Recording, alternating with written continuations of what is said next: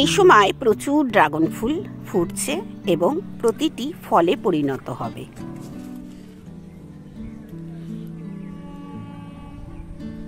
Dragon গাছে প্রচুর ফুল এসেছে আর আজকে ড্রাগন গাছে ফুলটা ফুটবেও।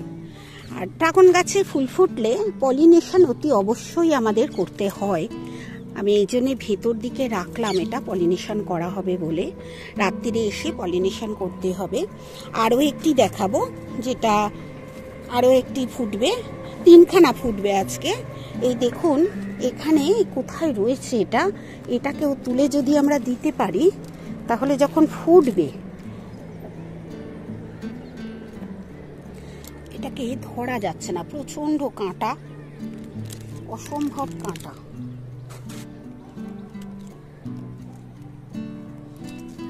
এই যে সামনে নিয়ে এসেছি, এটাও যখন ফুটবে কিংবা এইগুলো যখন ফুটবে আমরা পলিনেশন করতে পারবো, তাই সামনে নিয়ে এলাম। আরও একটি আছে দেখুন, ওটা কি করে পলিনেশন করা যাবে আমি জানি না। ওই যে নিচে নেমে গেছে ডালটা, দেখা যাচ্ছে কিনা আমি বুঝতে পারছি না। ওই যে ডালটা নিচে নেমে গেছে আর অনেক অনেক কুড়ি এসেছে। এই গাছটা এসছে, আরো একটা গাছ দেখাবো। ওই যে ওইখানে ফোটেনি, ওটা ফুটবে, আজকে ফুটবে না, কাল ফুটবে ওটা। এগুলো পলিনেশন করা যাবে, এইসব জায়গায় আমরা যেতে পারি, পলিনেশন করা যাবে। কিন্তু এমনভাবে কিছু আমাদের ড্রাগন গাছ ঝুলে পড়েছে পাঁচিলের বাইরে যে পলিনেশনটা কি করে করবো যাই না। ভুট্টা কিন্তু হয়ে গেছে, এই দেখুন। এটা পরে নেব, আজকে তুলবো না। এই ঢ্যাঁড়স গাছের এইগুলো সব বীজ হয়ে গেছে। বীজগুলো হয়ে গেলে ঢ্যাঁড়স গাছগুলো আমি কেটে দেব, এবং কেটে দিলে আবার কিন্তু ব্রাঞ্চ বেরিয়ে ঢ্যাঁড়স গাছগুলো আবার তৈরি হয়ে যাবে, মানে আবার ফল দেবে। আমি সেটা আপনাদের সঙ্গে শেয়ার করব, কিভাবে মানে ওরা ফল দেওয়ার জন্য প্রস্তুত হয়ে থাকে। আর এই গাছে 2খানা ফল হয়েছিল, কিন্তু একটা ফল এই দেখুন ঝরে গেছে, এই যে ঝরে গেছে। এটা আছে এখনো, জানি না থাকবে কিনা, আর ঝরলই বা কেন জানি না। আর আপনাদের সঙ্গে একদিন শেয়ার করব আমার কাছে কি কি মালটা কিংবা কমলা লেবু আছে, সেই গাছগুলো কেমন আছে, কত বড় হচ্ছে। আর আপনারা লেবু গাছে এই বর্ষাকালে, মানে এই যে 2-4 দিন বৃষ্টি পড়ে গেছে, গাছগুলো একটু বৃষ্টির জল পেয়ে নিয়েছে, এরপর কিন্তু আপনারা একটু খাবার দিতে পারেন, মিক্সড সার দিতে পারেন, একটু চুন দিতে পারেন মিক্সড সারের সঙ্গে। আমি দিয়ে দিয়েছি, আমি আর সেগুলো শেয়ার করিনি। দেখুন যে কটা গাছের গোড়া খোড়া রয়েছে, মানে ঘাস পাতা নেই, সেগুলো সব কিন্তু খাবার দেওয়া হয়ে গেছে আমার।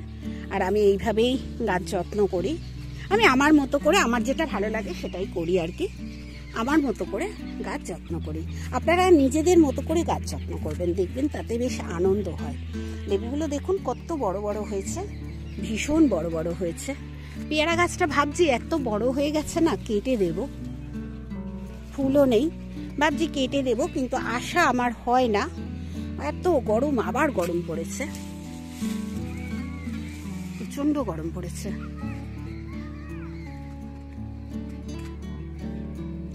জামরুল কিন্তু আমার ছাদ বাগানে হয়নি, আমার বড় একটা জামরুল গাছ আছে যদিও, সেটাই হয়।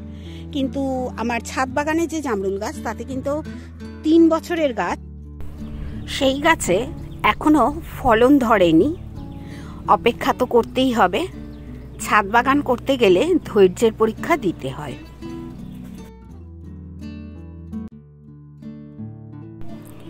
এর আগে যে ড্রাগন গাছটা আমি দেখালাম সেটা আগের দিনের, আর আজকে যে ভিডিওটা দেখাচ্ছি একসঙ্গে, যেটা 4টে ফুল ফুটবে আজকে আমার ছাদ বাগানে, ড্রাগন ফুল। আমরা সবাই জানি এখন ড্রাগন গাছের যে ফল কত উপকার হয় আমাদের শরীরের জন্য। আমরা তাই যারা ছাদ বাগান করি চেষ্টা করি প্রত্যেকেই 2-1টি ড্রাগন ফলের গাছ যে রাখতে। আজকে ড্রাগন যে ফুলগুলো ফুটবে সেগুলো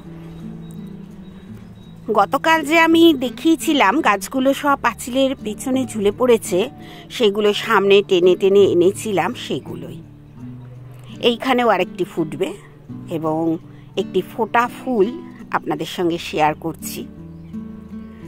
4খানা ফুল ফুটেছে।